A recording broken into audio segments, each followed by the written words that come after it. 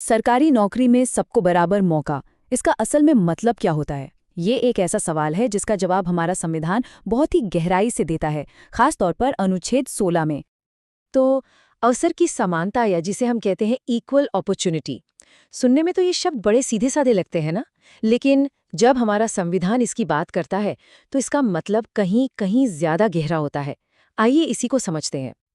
और इस सवाल को समझने के लिए हमारे पास ये इन्फोग्राफिक है। ये अनुच्छेद 16 के अलग अलग पहलुओं को बड़े ही साफ तरीके से हमारे सामने रखता है। तो चलिए आज इसी की मदद से इस जरूरी संवैधानिक अधिकार की परतें खोलते हैं। ठीक है, तो शुरुआत करते हैं अनुच्छेद 16 के सबसे बुनियादी, सबसे अहम वादे से। यही वो नींव है जिस पर ये पूरा अनुच्छेद खड़ा है। इस अनुच्छेद का पहला हिस्सा यानी आर्टिकल 16(1) बिल्कुल साफ कहता है कि जब भी सरकार की तरफ से कोई नौकरी या नियुक्ति की बात आएगी तो देश के हर नागरिक को बराबर मौका मिलेगा, कोई भेदभाव नहीं। ये एक आइडियल सिचुएशन है।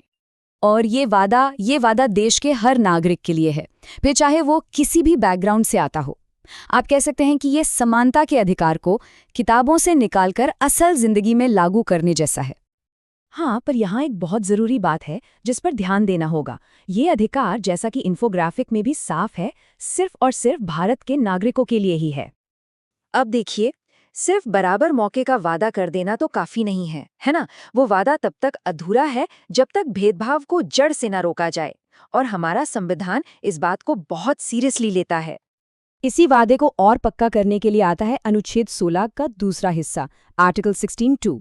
ये एक लिस्ट देता है कि किन किन आधारों पर किसी भी नागरिक के साथ भेदभाव नहीं किया जा सकता। तो वो आधार कौन कौन से हैं? ये हैं धर्म, मूलवंश यानी कि रेस, जाति, लिंग, जन्मस्थान और निवास।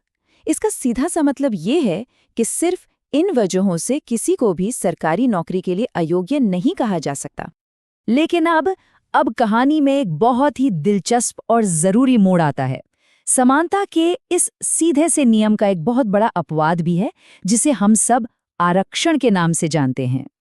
यहाँ एक सवाल उठता है, और वो ये है कि क्या सिर्फ ये कह देना कि हम किसी के साथ भेदभाव नहीं करेंगे उन लोगों के लिए काफ़ी है जो सदियों से सामाजिक और ऐतिहासिक तौर पर पिछड़ गए हैं? हमारा संविधान इस सच्चाई को बखूबी समझता है। वो ये मानता है कि सबके लिए एक ही रेस ट्रैक बना देना काफ़ी नहीं है। इसलिए वो कुछ समुदायों को बराबरी पर लाने के लिए खास प्रावधान करता है, ताकि मुकाबला शुरू होने से पहले सब एक ही स्टार्टिंग लाइन पर खड़े हों। और ये करने की ताकत कहाँ से मिलती है? ये मिलती है आर्टिकल 16(4) से।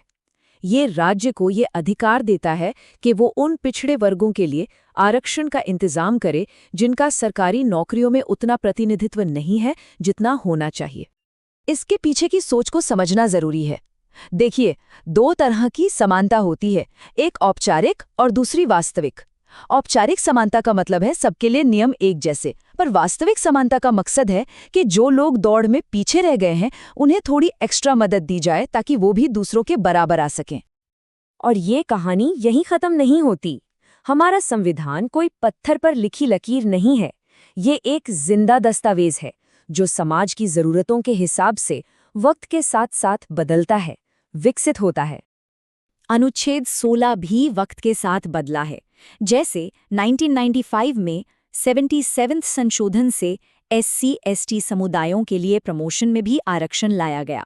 फिर साल 2000 में 81वें संशोधन ने ये तय किया कि आरक्षित सीटें खाली न रह जाएं।